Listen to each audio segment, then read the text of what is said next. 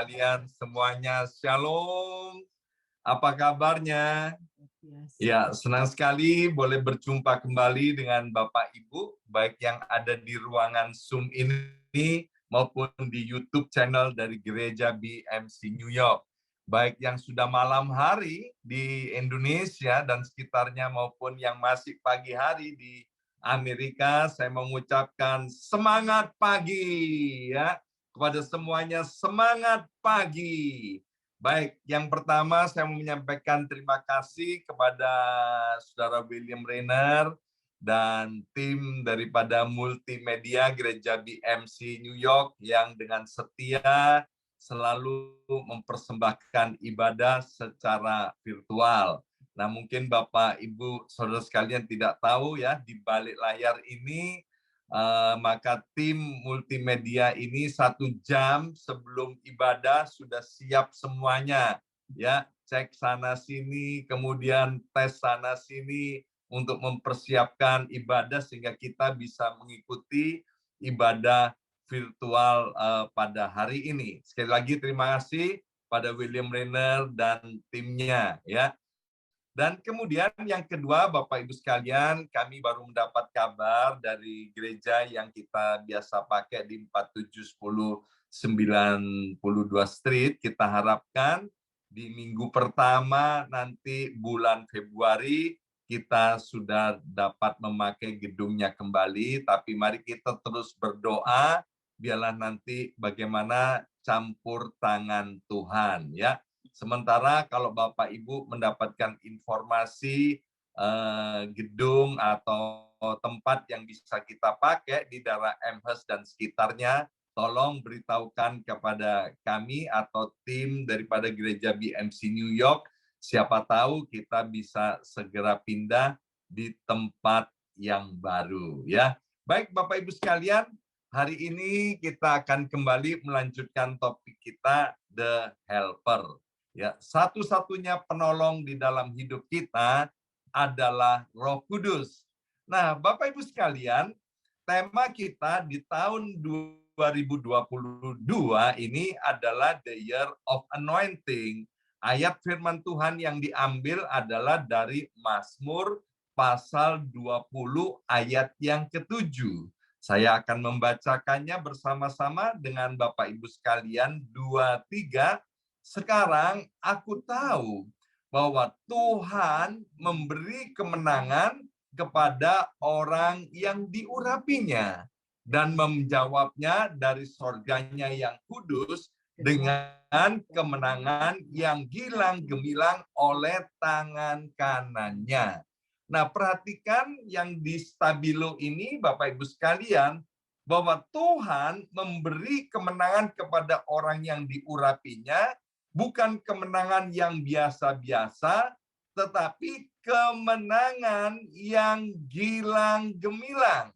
Bukan oleh kuat dan gagah kita, bukan oleh karena kemampuan kita, tetapi dengan jelas dikatakan oleh tangan kanannya. Nah, Bapak Ibu sekalian, saya punya beberapa kenalan mereka yang tidak percaya Tuhan atau mereka masih hidup di dalam dosa, mereka juga ada orang-orang ateis. Tetapi ketika saya mengucapkan berkat atas hidupnya, misalnya Tuhan memberkati kamu ya, Tuhan menolong kamu, maka mereka itu yang tidak kenal Tuhan, mereka langsung bilang begini, amin Pak Pendeta, amin Pak Pendeta, ya kan? Nah, kenapa dia amin? Saya nggak ngerti apa dasarnya. Tetapi satu hal yang saya pikir, mereka meyakini apa yang diucapkan itu, apa yang mereka percayai, itu akan terjadi. Nah, maka itu Bapak Ibu sekalian, kalau tema kita tahun ini diambil dari Mazmur pasal 20 ayat yang ke-7, kalau Bapak Ibu mempercayainya, maka terjadilah seperti yang engkau imani. Ya, sekali lagi, kalau kita mengamenkan amin tahun 2022, kami akan mengalami kemenangan yang gilang gemilang, maka percayalah itu akan terjadi. Ya, kemarin Manchester United, kesebelasan sepak bola dari Inggris, menang 1-0 melawan West Ham United. Dan menangnya itu di menit yang ke-90 lebih. Ya, main sepak bola biasanya kan 2 kali 45 menit. Maka kemudian koran-koran menerbitkan berita, Manchester United menang dengan susah payah di detik-detik terakhir. Dan itu bukan kemenangan yang gilang-gemilang. Seandainya kemarin Manchester United main dan dia menang 10-0, itu namanya kemenangan yang gilang-gemilang. Nah, Tuhan mau membawa kita kepada kemenangan yang gilang-gemilang. Nah, di dalam Alkitab kita lihat banyak tokoh yang mengalami kemenangan gilang-gemilang. Salah satunya di dalam Daniel pasal pertama ayat yang ke-20, dikatakan di situ bahwa Daniel, Sadrak, Mesak, Abednego dikatakan bahwa mereka itu 10 kali lebih cerdas, 10 kali lebih hebat daripada orang-orang yang ada di kerajaan Babel, ya. Ini yang namanya kemenangan gilang gemilang. Mengapa Daniel dan teman-teman itu 10 kali lebih unggul daripada orang-orang di seluruh kerajaan Babel? Di Daniel pasal 6 ayat yang keempat menyatakan bahwa mereka itu mempunyai roh yang luar biasa. Bersama saya katakan roh yang luar biasa. 2, 3, roh yang luar biasa. Siapa roh yang luar biasa? Roh yang luar biasa itu adalah the helper. Itu adalah Roh Kudus. Tidak ada lagi roh yang luar biasa di atas muka bumi ini, di bawah kolong langit ini selain Roh Allah itu sendiri, selain daripada Roh Kudus. Di dalam contoh yang kedua dari kitab Samuel, Bapak Ibu sekalian, kita tahu bahwa Saul diurapi oleh Samuel menjadi raja atas Israel. Kemudian setelah Saul diurapi menjadi raja Israel, maka di dalam 1 Samuel pasal 14 ayat yang ke-47 dikatakan begini, bahwa ketika Saul berperang ke segala penjuru, melawan segala musuhnya, maka kemanapun Saul itu pergi, ia selalu mendapat kemenangan. Mengapa Saul kemana saja pergi dan dia mendapat kemenangan? Karena dia telah mendapatkan pengurapan. Nah, Bapak Ibu sekalian, pengurapan pada perjanjian lama itu dipakai untuk meneguhkan bahwa seorang raja itu dipilih oleh Tuhan. Setelah diurapi, maka mereka dikuasai oleh Roh Allah. Demikian juga ketika melantik imam, imam-imam yang dipilih oleh Tuhan kemudian diurapi. Ketika sudah diurapi, maka mereka akan dipenuhi dengan Roh Allah. Demikian juga jabatan-jabatan yang lainnya. Ketika Tuhan memilih seseorang, maka orang itu diurapi dan orang itu kemudian dipenuhi dengan Roh Allah. Sehingga tugas pekerjaan yang mereka kerjakan itu menjadi selalu berhasil. Bersama saya ucapkan selalu berhasil. 2, 3, selalu berhasil. Bukan nggak ada tantangannya, bukan tidak ada rintangannya. Rintangannya banyak, ya, tetapi mereka selalu berhasil. Mereka selalu menang, dan kemenangan itu adalah kemenangan yang gilang gemilang. Itu perjanjian lama.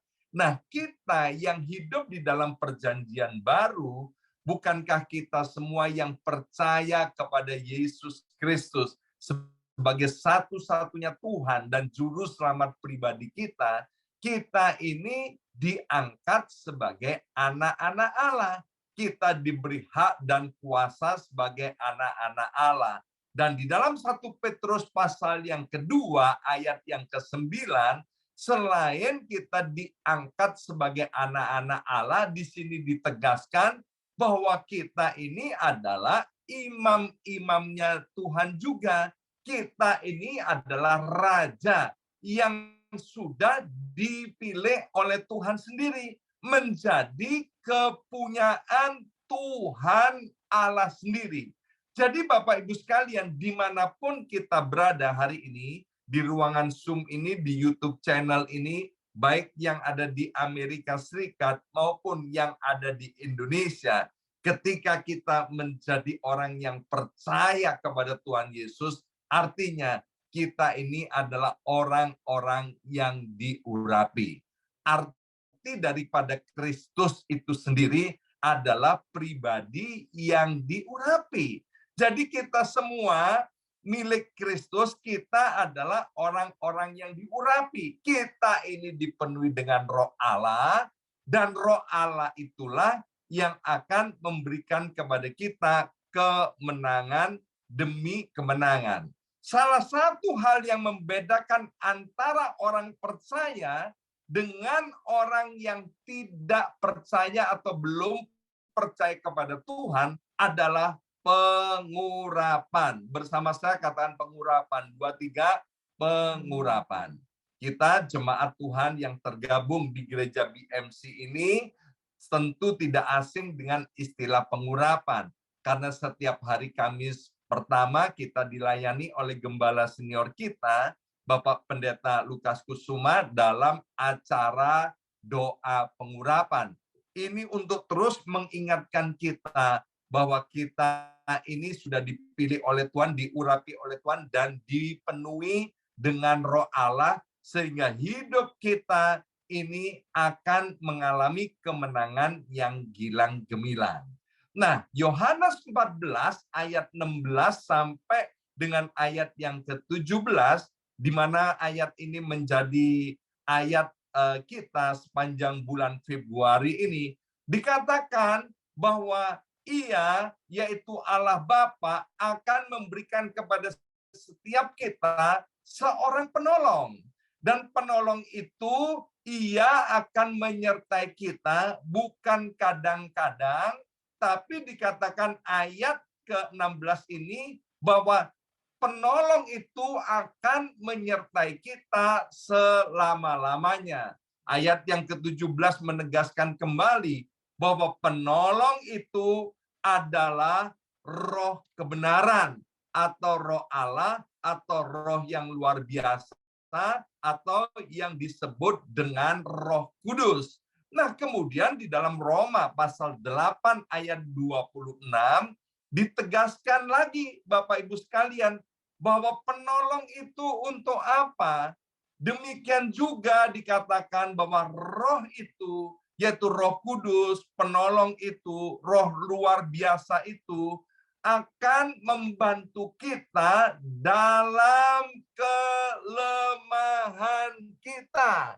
Ya, kita masih tinggal di dunia ini dan banyak kelemahan-kelemahan yang terjadi di dalam kehidupan setiap orang percaya. Ya, karena kita belum sempurna, tetapi kita sedang berjalan menuju kepada kesempurnaan itu. Nah, di dalam kelemahan-kelemahan itulah kita membutuhkan yang namanya the helper, atau satu-satunya penolong itu, Roh Kudus itu, untuk apa? Untuk mengatasi kelemahan-kelemahan kita. Nah, ada satu statement yang saya sudah sampaikan, jangan pernah kita berdoa kepada Tuhan minta tugas atau pekerjaan yang sesuai dengan talenta atau kemampuan kita. Sekali lagi, jangan pernah kita berdoa kepada Tuhan minta tugas atau pekerjaan yang sesuai dengan talenta atau kemampuan kita. Tetapi kita itu harus berdoa kepada Tuhan, minta kemampuan untuk melaksanakan tugas atau pekerjaan yang Tuhan berikan. Waktu 14 tahun yang lalu, saya diminta untuk menggembalakan di Amerika Serikat. Saya ini bertanya-tanya, kenapa harus saya yang qualified, yang jauh lebih hebat di atas saya, itu seabrek-abrek, Bapak Ibu sekalian. Saya tanya kepada keluarga saya kemudian tanya kepada teman-teman pendeta yang ada di Indonesia. Kamu lihat kan, kamu tahu siapa aku, ya kan? Katakan dengan sejujurnya, yang lebih hebat dari aku banyak atau banyak? Oh, banyak banget, Pak Yongki, ya kan? Saya nggak bisa bahasa Inggris, tapi disuruh melayani dan mengembalakan di Amerika Serikat. Dan saya percaya kalau Tuhan yang menyuruh, maka Tuhan yang akan memberi kemampuan. Maka itu kemudian saya berdoa, Tuhan berikan aku kemampuan untuk melaksanakan tugas yang Tuhan berikan kepadaku. Kadang-kadang ya kan kita kan tidak tahu talenta atau kemampuan kita, ya. Buktinya apa? Ketika anak-anak SMA mau masuk perguruan tinggi, kita tanya, nanti kamu ke perguruan tinggi ngambil jurusan apa? Belum tahu, pastor. Loh, kamu belum tahu talentamu, bakatmu apa? Belum tahu, ya kan? Jadi ternyata banyak orang yang belum tahu bakat dan talentanya. Tapi itu tidak masalah, Bapak Ibu sekalian. Setiap tugas, pekerjaan yang Tuhan berikan kepada kita, Tuhan kita itu kan maha kuasa, Tuhan kita itu maha baik, Tuhan itu tidak ada rancangan jahat di dalam hidupnya. Jadi kalau Tuhan memberikan tugas kepada kita, maka Tuhan yang akan menolong, yang memberi kemampuan. Seperti Ibu Yongki, dia belum pernah menjadi seorang istri, ya kan? Dia belum tahu bagaimana menjadi seorang istri. Kemudian ketika menjadi seorang istri, Tuhan yang memberi kemampuan sebagai seorang istri. Ibu Yongki nggak bisa masak, Bapak Ibu sekalian, ya. Kadang-kadang waktu masak air katanya gosong, saudara. Masak air aja bisa gosong. Tapi hari ini ketika Tuhan memberikan kemampuan kepada Ibu Yongki, beberapa masakan Ibu Yongki itu terkenal sampai ke seluruh dunia. Salah satunya apa? Tim ayam atau sup ayam made in Aming Kitchen, made in Ibu Yongki, ya kan? Itu bisa menjadi luar biasa. Mengapa? Bukan karena kuat dan gagahnya, tapi karena Tuhan yang memberikan kemampuan. Waktu Musa itu, Bapak Ibu sekalian, dia belum pengalaman jadi pemimpin. Musa itu disuruh memimpin 3 juta orang, 3 juta orang, 3 juta orang, memimpin 3 juta orang. Memimpin 10 orang aja udah pusingnya luar biasa, Bapak Ibu sekalian. Apalagi memimpin 3 juta orang. Dari Mesir dibawa ke tanah Kanaan. Gimana caranya? Musa berdoa, Tuhan, jangan pernah suruh aku jalan sendiri kalau Tuhan tidak memberi kemampuan, kalau Tuhan tidak menyertai aku. Biarlah ini juga menjadi doa kita di awal tahun 2022. Kalau kita boleh ada di tahun 2022, kita bilang, Tuhan, Engkau yang sudah membawa aku di kepada tahun 2022, jangan pernah aku suruh melewati hari-hariku kalau Tuhan tidak menyertai dan Tuhan tidak memberikan kemampuan padaku. Percayalah Bapak Ibu sekalian, kalau Tuhan menyertai kita, maka tahun ini kita pasti mengalami kemenangan yang gilang gemilang. Baik itu di dalam keluarga, rumah tangga kita, maupun di dalam perjalanan bisnis kita, atau apa yang sedang kita rancangkan di tahun 2022. Minta the helper itu, minta roh penolong itu untuk menyertai kita. Dan percayalah, tahun ini Bapak Ibu sekalian, kita akan mengalami kemenangan yang gilang gemilang. Bukan mudah-mudahan, tapi pasti. Amin. Terjadilah seperti apa yang engkau imani. Terjadilah seperti apa yang engkau percayai. Nah, tadi saya sempat singgung yang namanya Saul. Bapak Ibu sekalian, Saul diurapi menjadi raja sehingga kemanapun Saul pergi, dia mengalami kemenangan karena dipenuhi dengan Roh Allah, karena sudah diurapi. Tetapi kita yang membaca Alkitab, kita tahu pada akhirnya Saul ditolak oleh Allah.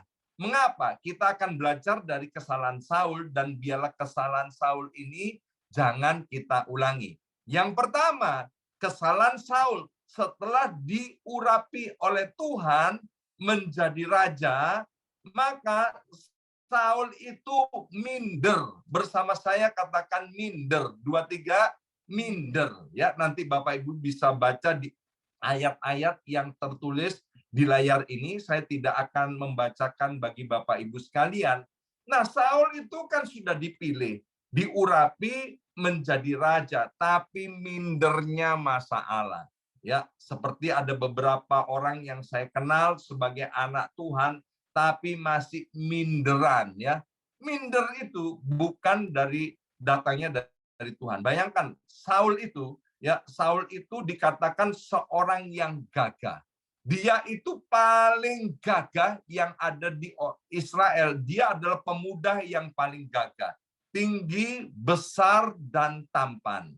Yang kedua, Saul itu anak dari keluarga yang kaya raya, ya kan? Tapi dia bilang begini, aduh, aku ini dari suku Benyamin, suku yang tidak berarti. Padahal suku Benyamin itu suku yang terhormat. Yang ketiga, waktu kemudian Saul hendak diperkenalkan, hendak ditampilkan, Saul itu sembunyi, Bapak Ibu sekalian. Sembunyi di tumpukan barang-barang.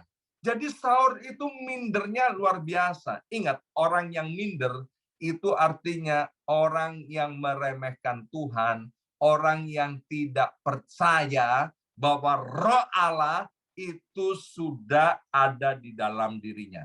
Baik Bapak Ibu sekalian, hari ini kalau kemudian tiba-tiba ada tugas atau pekerjaan yang Tuhan percayakan kepada kita, hadapi semuanya. Jangan pernah kita merasa minder. Amin. Sebab Tuhan yang akan memberikan kemampuan kepada kita. Jangan ulangi kesalahan Saul. Ketika minder, sekali lagi, artinya kita sedang meremehkan Tuhan. Yang kedua, kesalahan Saul setelah diurapi, yaitu dia tidak sabar, saudara. Tidak sabar, termasuk tidak sabar menunggu waktu Tuhan. Nah, Bapak Ibu sekalian, Tuhan ingin sebagai orang-orang yang sudah dipenuhi dengan Roh Allah, kita itu harus menjadi orang yang sabar. Bukankah di dalam kitab Galatia pasal 5, salah satu buah roh itu adalah sabar, ya kan? Sabar, ya. Sabar di dalam segala sesuatu dan juga sabar menunggu waktu Tuhan. Jadi waktu itu Saul harus menghadapi peperangan, menghadapi orang-orang Filistin. Dikatakan orang Filistin itu banyaknya seperti pasir di tepi lautan. Orang-orang yang bergerak, tentara Filistin itu seperti gelombang lautan, ke sana ke sini, dan itu menakutkan buat Saul. Nah, Saul ini disuruh oleh Tuhan untuk menanti kedatangan Samuel, sebab Saul tidak boleh maju berperang kalau Samuel belum datang untuk mempersembahkan korban.